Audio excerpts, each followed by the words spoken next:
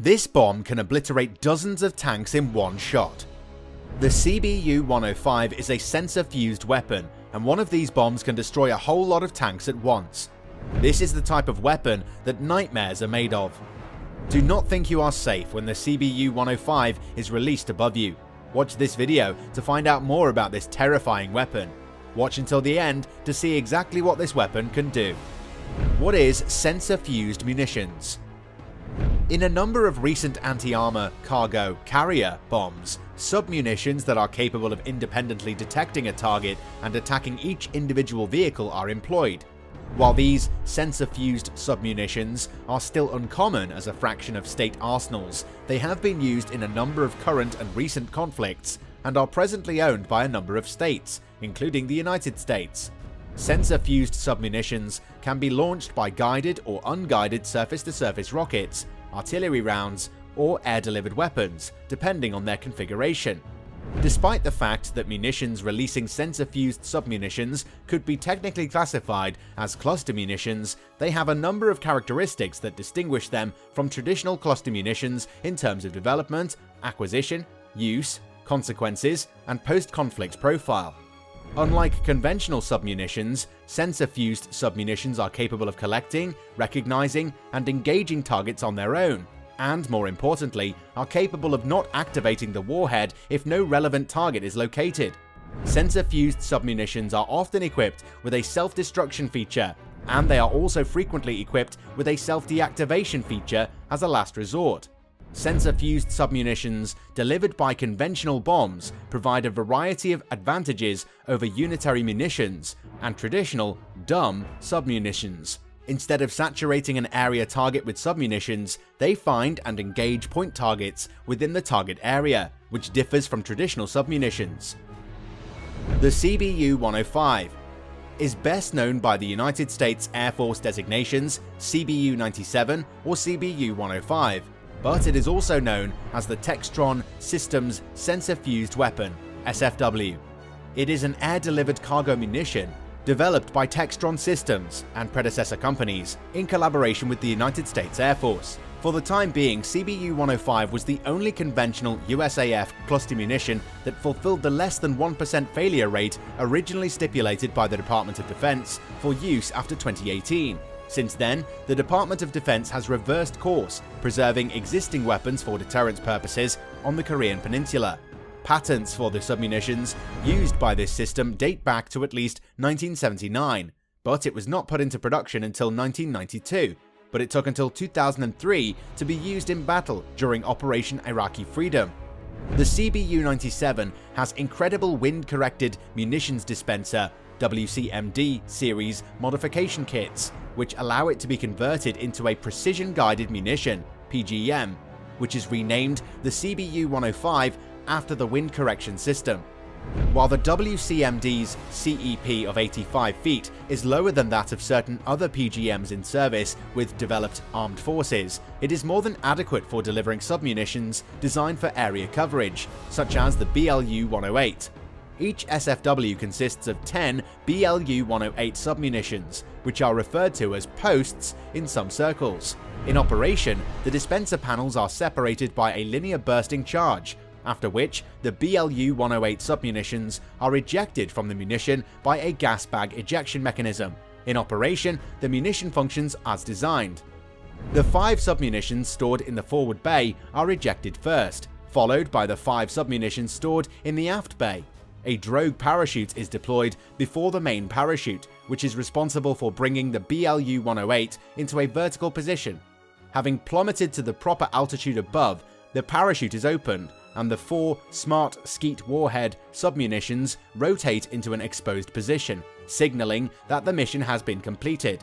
After then, a rocket engine included within the BLU-108 begins to fire, giving spin to the submunition.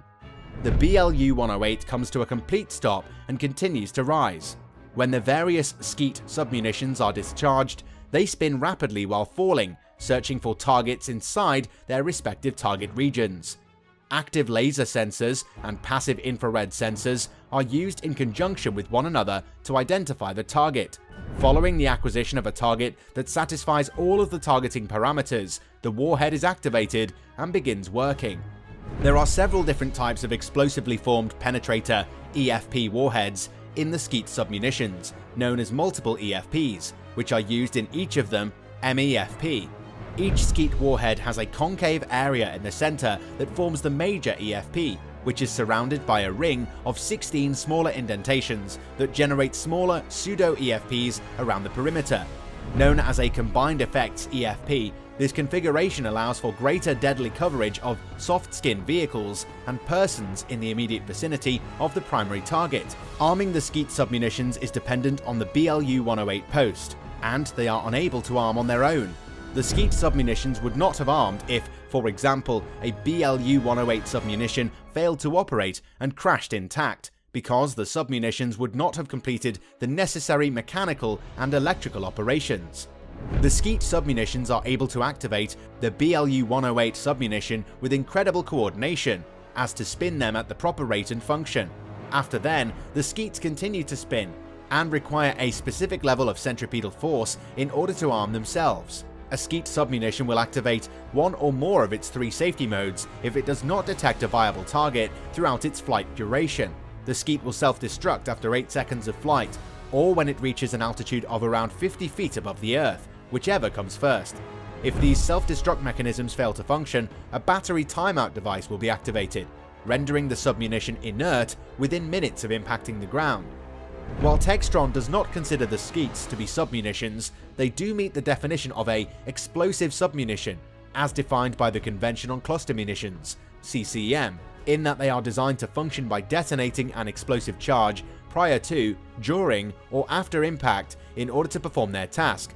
Under the Convention on Cluster Munitions, the BLU-108 submunition is also considered a cluster munition because it is a conventional munition that is designed to disperse or release explosive submunitions, each weighing less than 20 kilograms, and meets the 9-step test developed by Ares, which is independent of the carrier munition used to deliver it.